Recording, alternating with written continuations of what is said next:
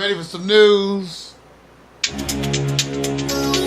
Ladies and gentlemen, gird your loins and our jot, because it's time for the good news, the bad news, and the other shit. Na, na, na, na.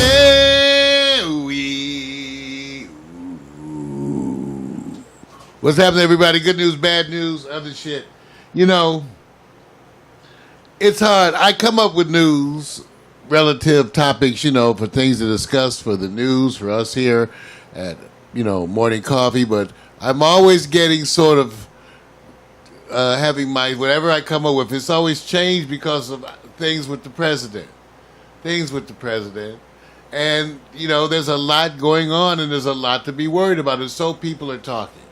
You know, with me, you know, I've made broadcasts previously, and I'm still amazed. I wish as a black man that I could ever enjoy this much presumption of innocence. Can you imagine? I mean, talk about privilege. The degree to which some folks are willing to presume the president as innocent is simply amazing to me. And as a black man, I can only look at it with a certain amount of envy. Because we don't never get that. We don't even know what it is to have that degree. That you got all kind of evidence that being black, they be throw him under the jail. But you know, being Donald Trump, they know there's no proof. There's no proof yet. There's tons of little smoke signals, but there's no proof. There's no proof. We just have to show President giving Putin's head. Then they may be proof if we had that photo, but you know, that's right. It's a visual. That's right. Anyway, so where we stand today, remember part of this, the president's got the attorney general talking about stuff he's going to do, and it's all about a lot of stuff, affirmative act. They don't have half the positions filled, you guys. I mean, okay, they just have a huge number of positions that are absent. So no matter what they come up with, it's not going anywhere because the people they're working are overloaded trying to keep up. And so just that basic kind of stuff ain't getting done. So a lot of it is hot air. Just like the president's transgender ban, which disappeared into smoke, wherever that went, the transgender ban, which never actually came out because even though he tweeted it, he never actually signed any bills or whatever they have to do as president to implement policy. He didn't do any of that. And so basically the military's response was, we can't respond to a tweet. We have to get like a directive or something. You know, we just can't read your tweets on Twitter, then institute military policy. So you got that. But of course, the president's group of supporters remains solid. They keep talking up and down. It still looks like 36% to me. They talk 37 up, down, 36, 30. It's, you know, whatever. Because it's all plus or minus 10% probably anyway. So who knows? But so he has his hardcore group. And so that's who he's pandering to. The ongoing issue is that the Mueller investigation has asked to convene a grand jury. Why is that significant? It's significant because it represents a stage in the development of the process. Usually you go to the grand jury when you have really done your investigative analysis. Now you've got it in your mind clear what has occurred, and you're going to the grand jury now to start to seek evidence. So it's a serious thing when he goes and convenes a grand jury, wherever it is. And there's a lot of political this and that about where it is, whatever. But the point being, it's going to be a broad scope investigation, and there's going to be a lot of things that come out. Now remember, I promised you, I made my predictions on a show that's dated 5/22/17. Okay? On May 22nd, I predicted in a show right here at Pack Stereo TV, I predicted that the president would be impeached. I predicted that Pence would be forced to resign. Okay, I predicted 12 to 18 of his staff indicted, and I said Jared Kushner was going to jail. So we're still out there. People say, "Whoa, and maybe that's why our internet connection doesn't work."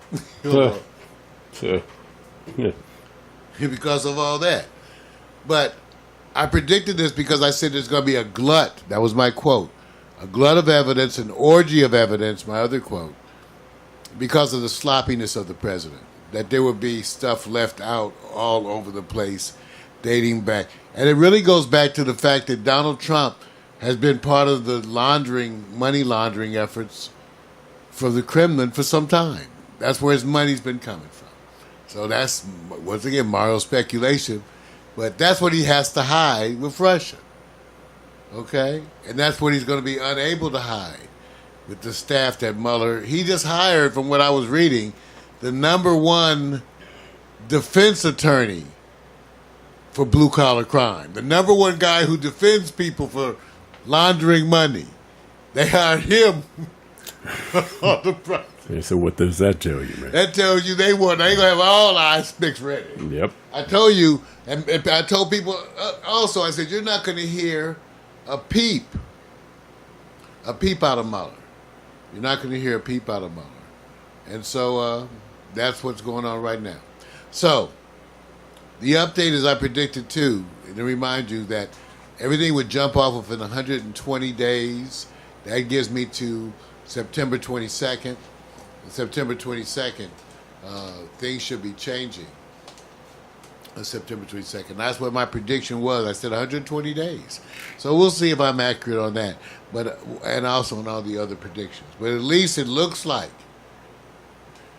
things are seriously headed in that direction. You're having a degree of a rebellion. You're having a degree of a rebellion from folks associated with the president. So, and that's what we predicted. All right.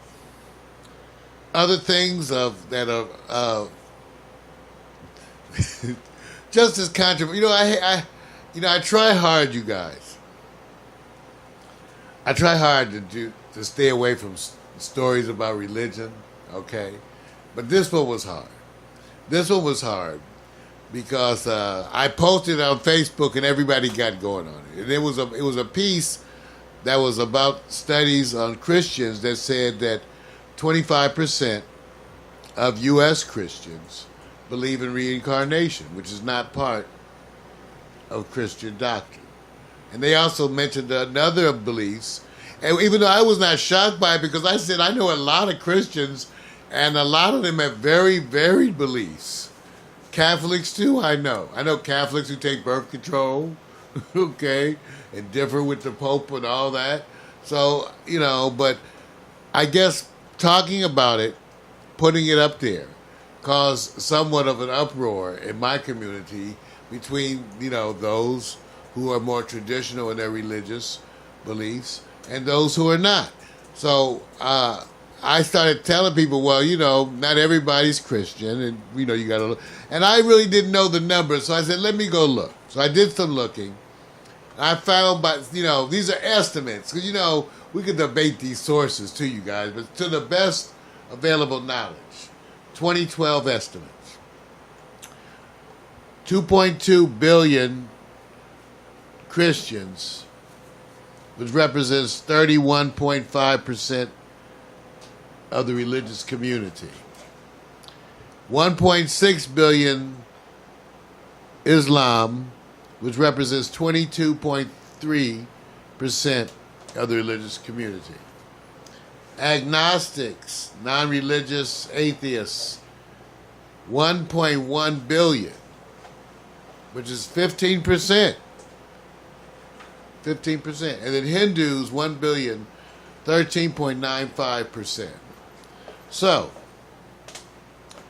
interesting enough, like I said, 25% of U.S. Christians believe in reincarnation. What do you think? Do you think that's a problem, Vic? No, look. I always say this. If you don't believe in anything, that's a problem. So I can't, I can only tell you this, more. I think as you age, you vary your beliefs. I think you change because of experiences, intelligence, information.